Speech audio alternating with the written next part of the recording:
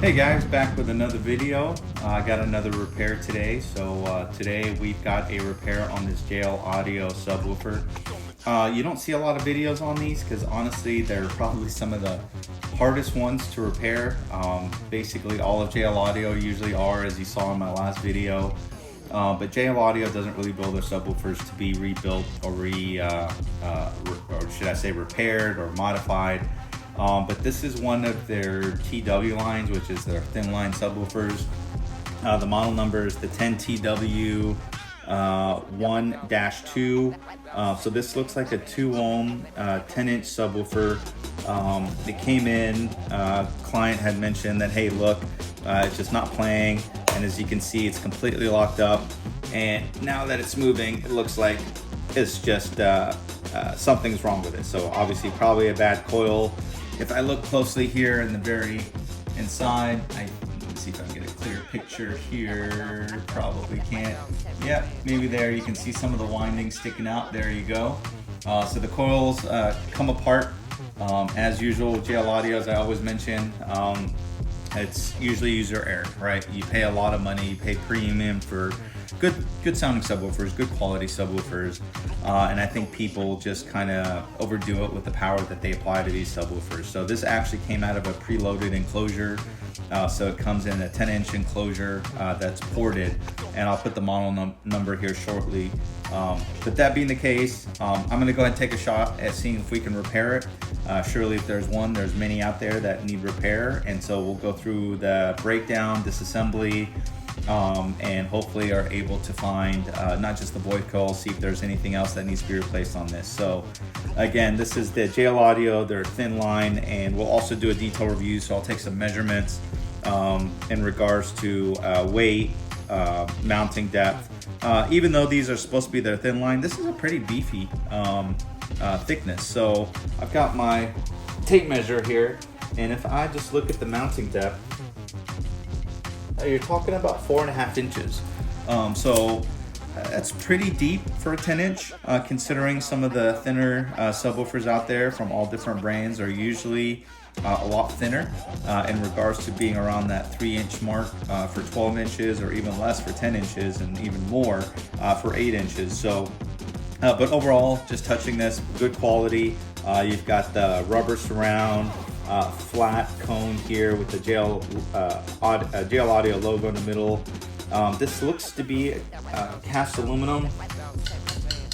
Yep, so it's an entire aluminum frame. I do like the overall design just because of how they built it in. Not very exotic, but again, you've got your slug down here at the very bottom, and then you've got your complete assembly that's connected to the spider in the middle, attached to the cone in the top, and your traditionally mounted voice coil. So even though it's supposed to be a thin line, I guess it's thinner than usual. I don't know how much thinner it is than their maybe W3s, but I wouldn't assume it's a significant difference. But that being said, let's take a look and see how we want to start on this repair here. Looking at the back of this, I do see that it's got a back plate here with what looks like 8 Allen wrench type hardware, and so we'll go ahead and remove this to see what's under it. And then I do see the terminals on the side. This is where you would connect your signal leads or your speaker terminal leads.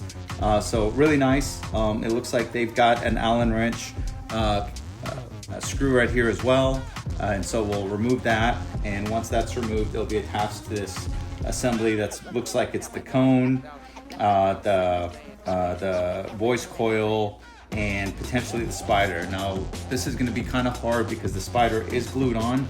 Let's see if I can show you here. It doesn't have a spider ring, which means we'll either have to try to heat it up, which always sucks with this type of adhesive, or cut it as we've done in some previous ones. And most likely we'll probably just end up cutting it just because of how much work and how much heat you have to apply to this to free up that spider from the frame itself. Here's the other end. Here's the positive polarity portion. So if I zoom in a little bit, pretty neat. I like how they have that here, and there you can see the hardware that holds it in place to the frame. And so we'll remove that. Taking a closer look at the top with the surround, what I see here is the surround again is just glued on to the frame. So a little bit of heat here should hopefully loosen up the surround from the entire frame.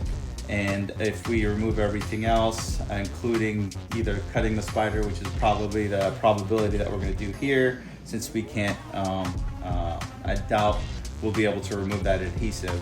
The assembly should pop out, allows us to get to the voice coil, take some measurements, and replace it. So let's go ahead and get started. I've got some handy tools here next to me, and we'll go ahead and remove the back plate, and let's find out what measurement it is. So stand by. Okay, so I got a 9/64 Allen head here, and looks like this is gonna work. So let's go ahead and see if we can, this is the right size. I think it should fit. There we go. That fits here. And we'll start removing these and see what this plate shows. Not sure what they used here. If they use Loctite or not, but it looks like they must use Loctite because I think this just snapped off. So that's very interesting. Okay, let's try another one here. Maybe we'll loosen them all first. Really on there tight.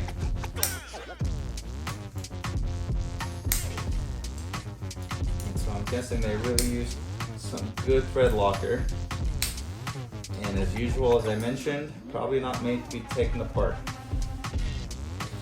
So let's see what we got here.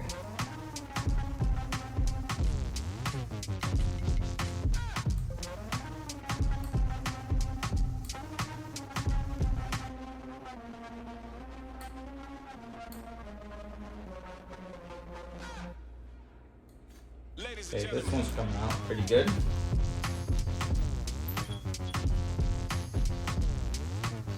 Okay, so here's the difference between a snap screw and one that is whole. So snapped one, but that's okay. We can always use our extractor tools to remove that out of there.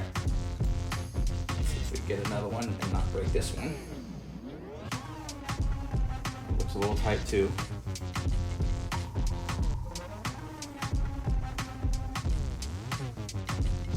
And I'm guessing this one's gonna break because it's moving all different types of direction.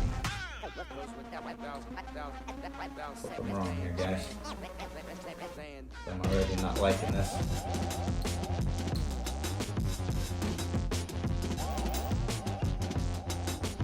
Either they can drill and tap this right, or the screw is bent. And I can already see the blue Loctite on here. I don't know if you guys can see this. Let me see if I can focus on.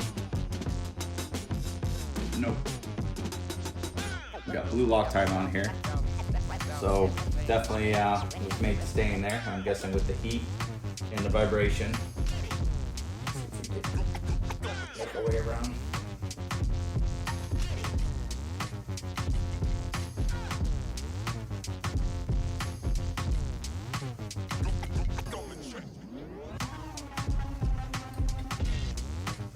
Really shouldn't be that hard, especially for machine screws.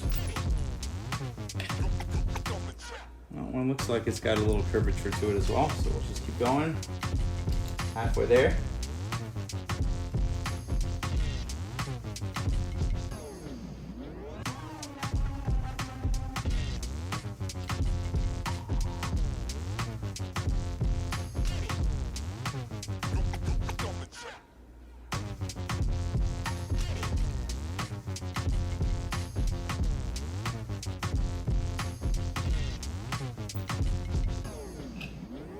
Alright, yep, definitely don't like how they're all coming out.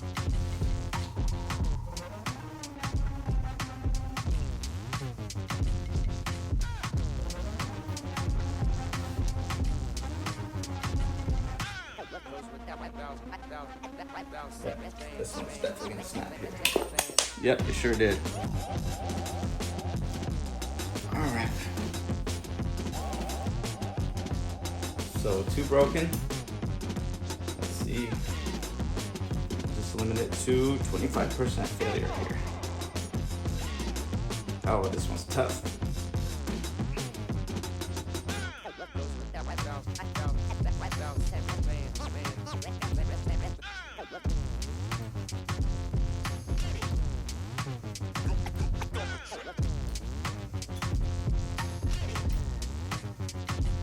very interesting that these screws are coming out like that.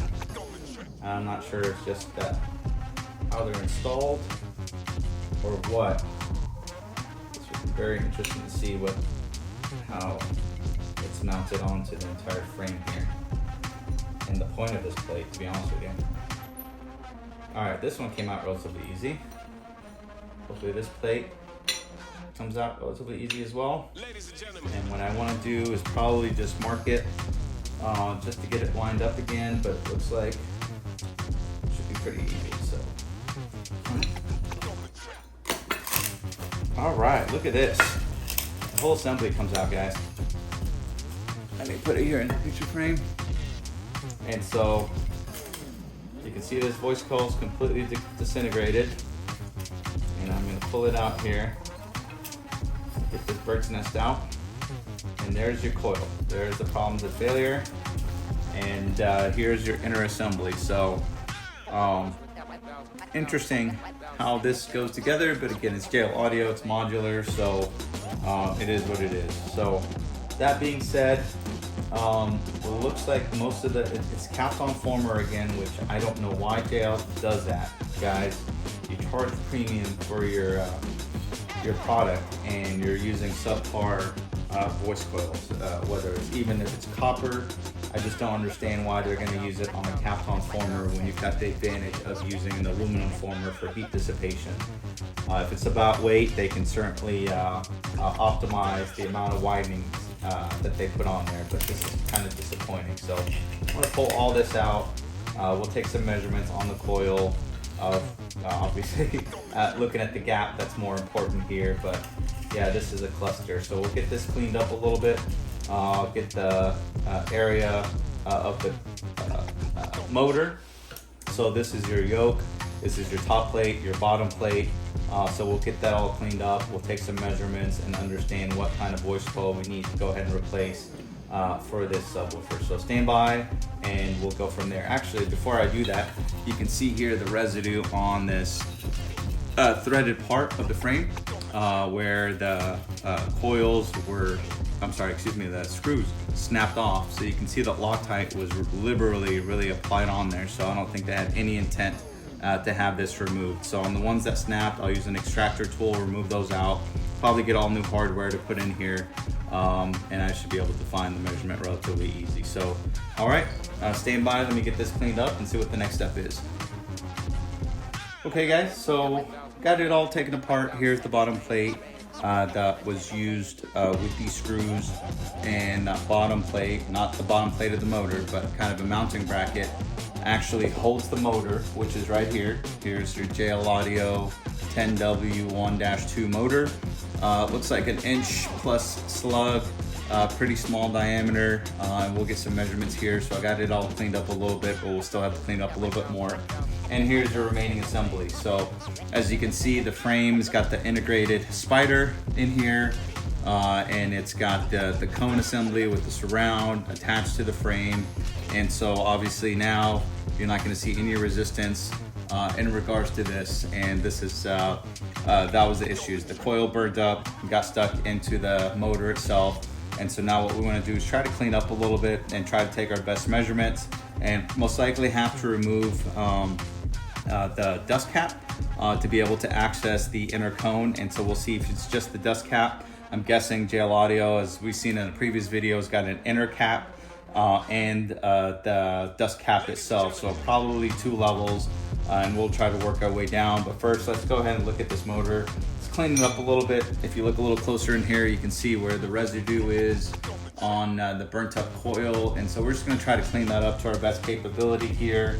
Obviously, after vacuuming out, got my handy little accessory, geez, why can't I think of it?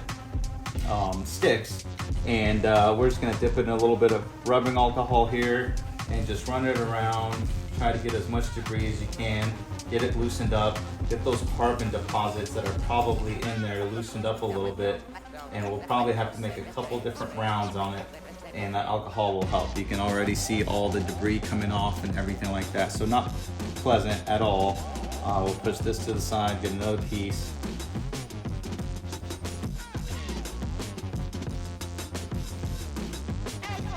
try to clean up the best that you can. Now, if I had some abrasives, which I might have to go back and do depending on how much stuff I find in there with my flashlight and magnifying glass, I'll have to take an abrasive in there and really get it cleaned up. You don't want carbon deposits on the motor. It does impact the longevity, especially if it's potentially going to arc your bottom plate, which is what the yoke is attached to your top plate. You don't want that. You want a free floating magnetic gap that the coil can propagate through. So let's get that cleaned up. And again, it's going to take a few different rounds. You can see this is just nasty, and it's that coil coming apart and the polyimide off the wire itself breaking down eventually. Even though it's a great insulator, polyimide is not very strong. It's not made to be cracked. So when it does and it starts rubbing against the motor and everything like that, it just falls apart. It's very little tiny pieces of plastic, almost looks like glitter when it goes bad. So let's just get that cleaned up. Again, this won't be the final process, but it at least allows me to get some measurements in here to understand top plate inner diameter, yoke outer diameter. We'll look at the height, and that way that will actually help us determine the coil that we want to go ahead and replace this with. Since it was a final 2 ohm impedance, we'll obviously try to stick with 2 ohms. Unless we just can't find it, then we might have to convert it to a 4 ohm, but most likely we should be able to find it just fine since everything's repairable, guys.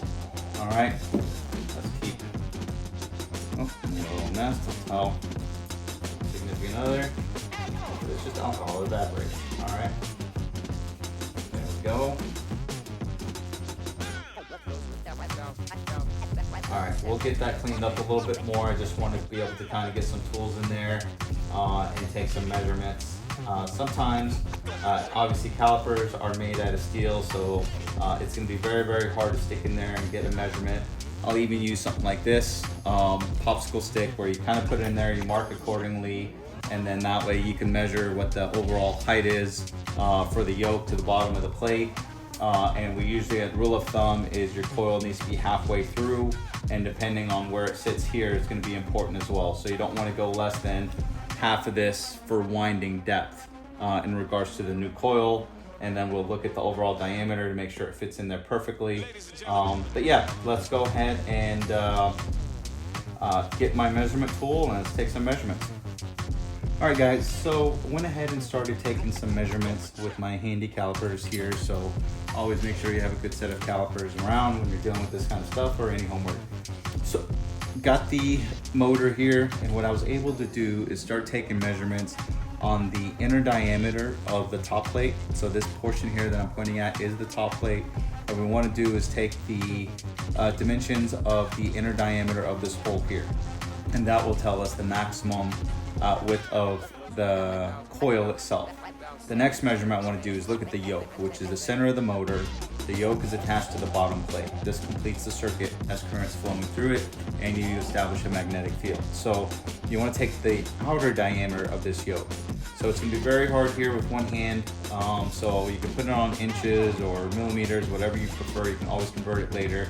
And just remember, it's going to snap on because it's magnetic. So here I'm looking at my outer diameter of the yoke, and it's reading about 33.5 inches or so. I'm sorry, 33.5 millimeters. And so that's what I did. The yoke OD here, I did 33.4 in this measurement, but give and take a few tens of millimeters here.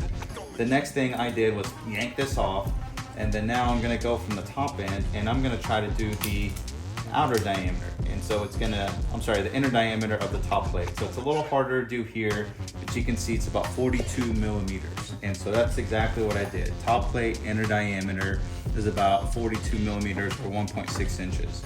And then I took this off again, and now I'm gonna look at the overall height of my yoke, which is the center of the motor. And I'm gonna stick my calipers in here and try to get it to the very bottom and look at the overall height. And so I'm reading about 54.6 millimeters. I don't know if you guys can see that. Here, oh, it came off. Let's see if I can pull it off. So about 54, and it moved a little bit. And that's exactly what I put here. So overall, the yoke height is about 2.1 inches or 54.6 millimeters. So that's the motor dimensions. If you have those, you can basically put any coil that you want in there, as long as you kind of try to maintain different gap thicknesses, that you don't have it too small or too big to be able to fit in the gap, and then you'll look at your overall winding height. So another thing I was able to do is I was able to preserve, the Kapton former. As you can see, I had to tape a little bit piece here, but this is the overall Kapton former that came out of this assembly or this subwoofer. And I was able to take measurements of it to get an idea of how long it is and the overall diameter, and that's exactly what I did here. So I measured about 1.5 inches in height from the bottom of the triple joint, and then for diameter, that's gonna be pretty easy. I think that was, I should have written that down, it's about 35 millimeters if I'm not mistaken. And so if I get close to here without squeezing it, that's always hard because of it's capped on, it's gonna deform. So it's about 35 millimeters, which is similar to the W3 that I repaired. So check that video out. We were able to have a little bit more integrity on that voice coil. So it looks like they use the same diameter voice coil as the W3. Interesting? Okay, sure. But that was an 8W3. So surprisingly that this uses the same diameter. You may ask how I got this out. So let's step through this as well. So we got our dimensions here. I'm gonna write the 35 millimeter diameter on my sheet. This is handy. I kind of save this just in a personal library if I ever need to use it again, or for you guys' reference. Here you go. Here are the dimensions: the yoke, top plate, yoke height, coil height, and overall coil diameter. So useful, especially if you have to go out and buy an aftermarket voice coil to get your subwoofer up and running. So in order to get to the coil itself and preserve it, what I had to do is just apply some heat to the top portion here with my heat gun. And I used my good old, if I have it here, there you go, car accessory tools, automotive tools, usually used for door panels or just kind of installs, whatever it may be. And I got it on here very carefully without deforming the dust cap, and this came right on off, which is great. So here's what it looks like, just basic as it gets.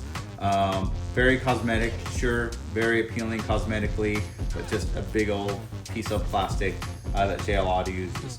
Obviously, this is their internal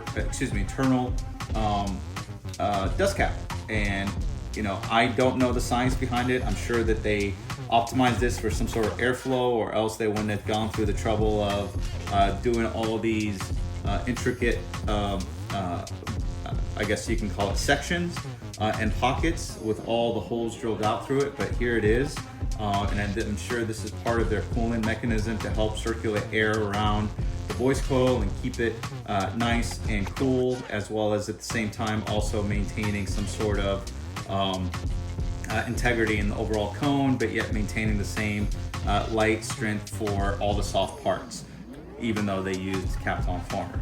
But that's a different story. So that being said, I was able to go ahead and get that voice coil out of here, so it's pretty nice and clean. Actually smoother than I expected it to be, guys, but it was a pretty straightforward removal. And now we can also confirm the outer diameter of the coil, which is gonna go in here for the former.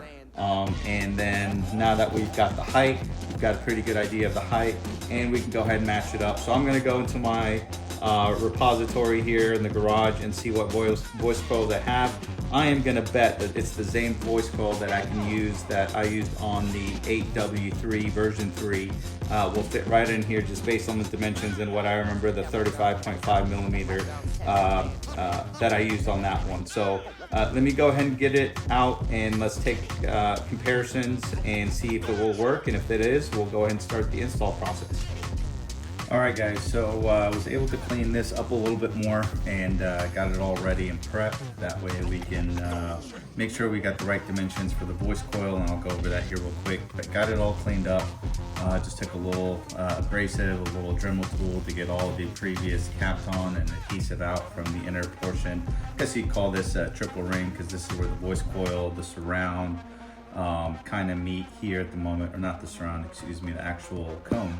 So, but not a true triple joint, just because the spider has this unique JL proprietary part here, where traditionally the spider would meet at the same junction as well. So got it all cleaned up. As I suspected, the voice coil I've used for the 8W3 actually will fit here just fine. So I've got a 4-layer all copper voice coil on an aluminum former here that measures just fine. So it's labeled as 35.5 millimeter. I got some measurements here after I cleaned everything up a little bit. So got my dimensions of the coil here. So the inner diameter is 35 millimeters. The outer diameter is 38 millimeters. The overall winding height is 17 millimeters, and overall height of the coil is 45. So how does that compare to what I was looking for? Again, I needed about a 38.7 millimeter high voice coil, which is great. This was from the bottom of the plate, so this extra is just fine. And then when I looked at the overall diameter, it was about 35 millimeter, which just lines up with it as well. And then your constraints here, of course, the yoke outer diameter being 33.4 millimeters. You need something bigger than that, so 35 will do just fine. And then your top plate inner diameter, which is the outermost of the coil, needs to be less than 42 millimeters, which this 38 millimeters will do. So overall, going to be a great fit.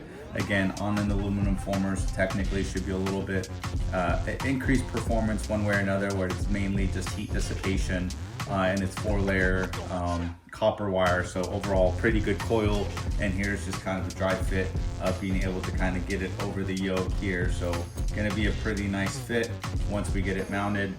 So the next step now is I'm gonna go ahead, now that I cleaned up the inner portion, is get this lined up pretty well. You can see it fits in here just nice and snug. I don't know if you can see that, there you go. We'll get it all leveled up, so I'll have to put this on a level surface. And what I'll do is use my handy little level here and just continue rotating it until it sits properly in place, ensuring that I've got the right depth. That way it doesn't bottom out. And then once I figure out that it's completely aligned, ready to go, what I'll do is I'll tack in some epoxy on the edges here, getting it hardened up to set it in place. That way I can handle it, and when I do, I'll be able to remove everything and then go ahead and add more epoxy. 5-minute epoxy will work great on this triple joint, way more than needed. And then I'll go back on the front and also put some a little bit of epoxy here, so we get a really good reinforcement. After I get it to settle and rest, probably for overnight to be safe, I'll go back and then go ahead and solder my coil leads over to the tensile leads that exist in here already, make my electrical connection. I'll check out the polarity. Sometimes these are pretty, the way they're, I guess you can say that the way they're wound could also be specific on when you apply the a positive voltage to it. Ideally it should move forward. But if you change the polarity, if you apply a positive voltage, it'll move back. So it's very easy fix. It all depends on how they want these transformers, but we'll determine that once we get it all soldered in, and I can always swap out the plus minus here. But overall, this actually seemed to be a little bit easier than I expected. So let's go ahead and go look at the next step and go from there. All right guys, so got the voice coil mounted, and so went in pretty smooth. Again, I'm actually pleasantly surprised how easy this was. I was expecting it to be a pretty complex assembly just because of how this looked. I'll admit it looked pretty intimidating at the beginning before I took it all apart. But overall, it actually turned out pretty simple. One of the more simpler repairs I have. So what I did here is you can see the voice coil is mounted in here. I was able to set it in. As I mentioned, I used a level on a flat surface to make sure that it would be centered and evenly spaced. Of course, we'll still use some spacers in between the coil and the yoke on the motor to make sure it's centered and it doesn't rub. But I'm not sure if you can take a look in here. Went overall pretty smooth. I was able to go ahead and solder in the leads relatively easy. To the existing tinsel leads, which run all the way from, this negative side as well as this positive side, and it runs through here. And if you can look very carefully in here, I'm not sure if the lighting is good. JL Audio's got it where it's epoxied in all the way to the coil, so that actually made it pretty simple. So I got it adhered, let this sit overnight. Once I apply the 5-minute epoxy, and then I went back and just put a little bit of 2216 dark 2216 over where I soldered the voice coil leads over to the tinsel lead connections. But overall, it turned out really well. Pleasantly pleased, if that makes sense. Pleasantly surprised how easy it was. But overall, this was a pretty simple assembly as far as the coil. So the next step is actually, though I did kind of do a dry fit check, I did cheat it a little bit. I've got the motor right here, as you can see, and I went ahead and just set the assembly right over it.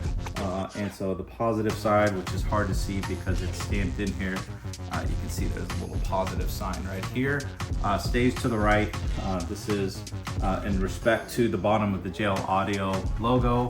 So I've got that sitting right here, and I can set it right over the top, and just a preliminary placement here for now. And as you can see, I can move it up and down, no rubbing, no anything, which is great. So I'll go ahead, the next step is mount the motor. I've got the ring that holds the motor in place to the overall basket. I did find some new screws here, so as you can see, I've got some stainless steel metric screws. Don't know the exact size, I apologize, as I've got a bin of these, but this fit. But you know, I will go ahead and apply a little thread locker. So I'll put a little thread locker in here, either the blue or red, which I have both. They use the blue, which made it nearly impossible to remove some of those screws. And I'll go ahead and replace them with some of the newer ones and just color these black at the end or something like that with a Sharpie. Or I'll probably actually apply some 2216 over it, so that way during vibration and use that they don't come loose at all, in addition to the thread locker. So overall pretty simple. I'll go ahead and walk through the assembly process on the back, and then before, it looks like once I do that, I'm going to have some gap in between, again, the center of the coil and the yoke, to make sure that it doesn't rub, even though I think it's going to go pretty well in regards to self-aligning, but I don't want to risk it. But the good thing is there's no more epoxy or glue that I need to do for this assembly, with the exception of putting the cone back on, or should I say the dust cap. So let me go ahead and do that, and let's go from there. All right guys, so got it turned over a little bit. I needed both hands here. Got the motor mounted on the back. Here's the plate that holds the motor to the actual basket. And so we'll go ahead and get this on here and make sure it aligns, and we'll ensure that obviously we'll stick with the cosmetics. As you can see, there's a particular way that it's got to mount, so we can just have to keep rotating it.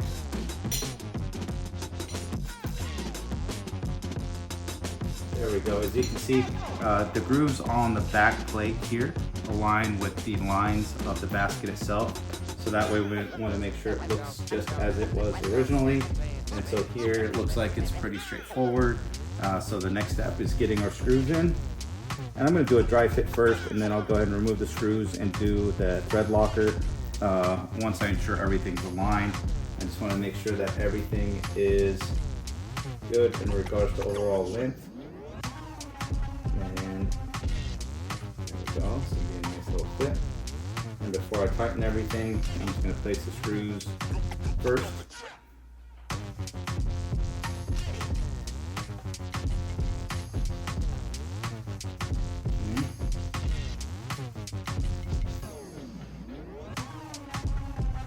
Now I've also noticed that this is pretty similar to, as I was browsing online, their other TW line. So they've got, I guess, a TW1, TW2, TW3, and the TW, I guess, stands for their thin line of subwoofers. And I'm not sure where this ranks amongst both, all three, but I'm guessing it's the bottom of the thin line of subwoofers from JL Audio. Is it well built? You know what, as I always say, good material from JL Audio, good quality material. But I will say this is the second time I've been pretty disappointed in taking a subwoofer apart for JL Audio and seeing that they use a subpar voice coil. Usually a voice coil that's on Captain Former. Capton is a great material, used in a lot of stuff, aerospace, defense. So very familiar with it, but it does have its negatives. Over time, over heat, over temperature and environment, it wears down, it becomes a little brittle, and it falls apart. I'm not saying that's the reason that this failed, but certainly when you're running a lot of current through these subwoofers, the coil itself sees a lot of heat, the wires see a lot of heat, and the heat's got to transfer somewhere, and that's going to transfer to the cap-on former. And so eventually that's going to wear down as well. So you've got a coil that's getting heated up, which is the wire, and then now you've got the cap-on insulator, and I think the combination of those will eventually make it fail. So got it mounted here. As you can see, the two that don't have screws, I couldn't get the broken threads out. I didn't want to bother getting my drill and tap and going through it because it's really not necessary. You've got plenty of force that's holding it in place, and like I said, this is a dry fit. I'll go back and add the thread locker, and again, I'm probably going to put some RTV here to ensure that these don't come loose during operation. So let's flip it over and just do a pretty dry fit. I'm guessing it's self-aligned, and sure enough, look at that. You can move it up and down, completely self-aligned, and good to go in that sense. So I like the assembly here. Obviously for manufacturing purposes, this is great for JL Audio in regards to having their assemblers kind of put the things together and minimize any errors for the alignment part. But that being said, let's go ahead and I'm gonna just take the screws back out one at a time, put thread locker in and screw it in. I won't take them all out at the same time since it's already aligned, which is great news. And then as I mentioned earlier, I'm gonna run a polarity check. So what I usually do is get a 9-volt battery, attach it, obviously the positively to the positive, negatively to the negative. And when I do that, the speaker is gonna move in one direction or the other. Ideally, when I connect it correctly, the positive, it should force the cone to move upward, which means I've got my polarity right on my coil. But if it moves downward, I'm gonna have to swap these terminals so that way that it's the right polarity. So let's go ahead and do that before we move on to the next. So I got a 9-volt battery here and got my positive connected to the positive terminal here of the subwoofer, negative lead connected to the negative. And what you would do is, as soon as you touch that 9-volt battery, again, you'll see displacement in the cone. It's either gonna move up or down, and that determines if you've got the right polarity. So if I touch it, I don't know if you can see that, it is actually moving down and not moving up. Hopefully you guys can see that. And so what I would need to do now is go ahead and just swap the labels. That way we have the right polarity. Another option, if you don't want to do that, or if you have a subwoofer that you can't do that, obviously you would just, when you're connected inside of your enclosure, you would swap the polarity. Another option as well is most amplifiers will also have that phase. I'm sure you've seen it before, not knowing why. It's got a 0 to 180 degree phase, and it's for, it can be used for scenarios like this as well. But in this case, what I'll do, since this is pretty easy, I'll just swap the terminals or the labels, and that way we'll have the right polarity on there. But overall, this is almost pretty much ready to go. We need to go ahead and test it before we add the dust cap. And once we ensure it's working properly, we'll go ahead and add the dust cap, get it all boxed up, and do some demo of it. So let's go ahead and move towards that.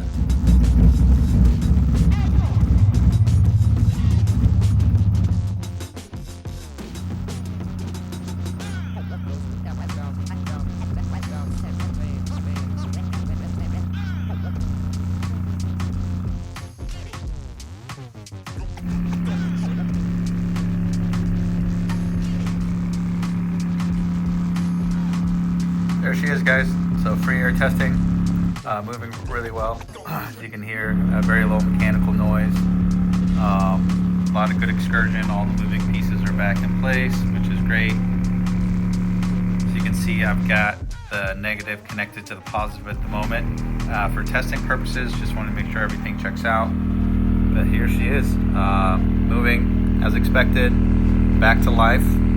Again, good thing is it turned out to be a much simpler repair than expected. It does put out a lot of air. Of course, there's no dust cap here, so what it tells me is at least there's some good ventilation within how they have everything designed around here. So, but overall, really good excursion on this.